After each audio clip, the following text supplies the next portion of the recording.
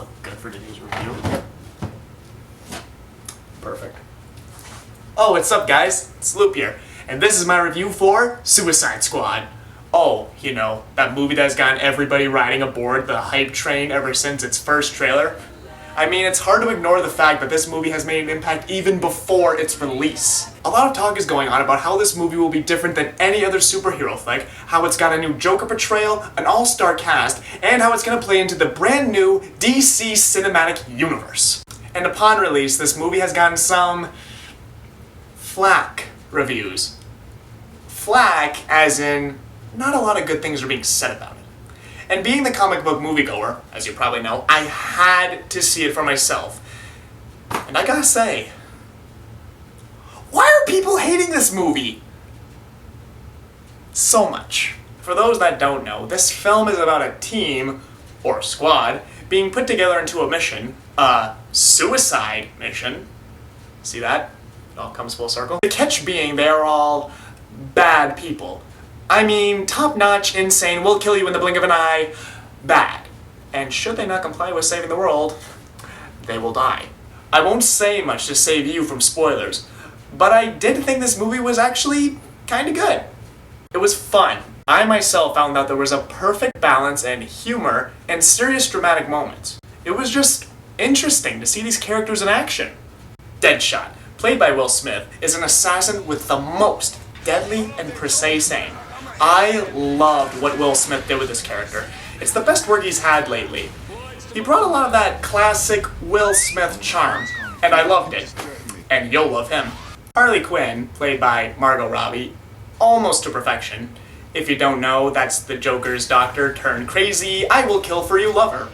Margot did a great job. She really brought out the crazy, and don't be surprised, she really brought out the sexy. Just needs a little work on the accent. She did absolute justice. Pun intended, cause she's a criminal. Diablo, played by Jay Hernandez, is a super powerful pyrokinetic looking to redeem himself for his crimes. I'm gonna go ahead and say that I feel the character himself is really underrated, but in this film, I enjoyed him and thought he was cool. Yes, I know, the Joker, I'll be with them later. But those are all the key players for this movie. The rest serve as comic relief and other things. But as far as characters go, all these guys are badasses in their own right. And as said earlier, there is a lot of humor and a lot of cool action sequences to make this entertaining to watch, but it can also be very dramatic when it looks into what makes these characters what they are. Deadshot may have a high kill count, but he is a really caring father. Harley is just a woman that lost her sanity by falling in love with insanity. Diablo realized what too much power can cause if you can't control yourself with it. They should have really delved more into these characters. But they didn't, and they should have, and they could have done it better. The others serve as ass-kicking funny guys, except for these two. Do not mess with these ladies. Bad things happen. Her husband's in her sword, and that chick is a witch. Need I say more? Alright, no more horsing around. Jared Leto's Joker. Everyone has their opinion on him. Mine is... I like him. I'll admit it myself. I genuinely got the creeps from this guy every time he got on screen. This unnerving, uncomfortable feeling every time he was on camera. And I loved it. You may feel indifferent about how he's more of a gangster, but I like seeing this new version of him. He's still got the insanity, he's still bringing the chaos, he's just doing it in a more unsettling, creepy, stylish style.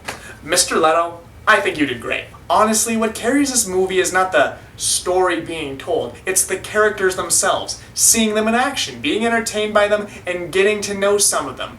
There just wasn't enough of that. There's nothing in this movie that makes it a bad thing to watch. I enjoyed watching it. I just didn't find anything that made me hate, dislike, or regret watching it.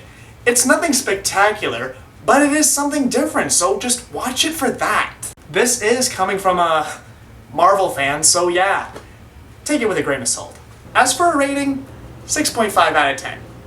It's entertaining, good performances, nothing too spectacular, but has no reason to be called a bad movie. Except for a few small things. My name is Loop, and I'm out. So there's a stupid cat picture that doesn't even work. Stupid.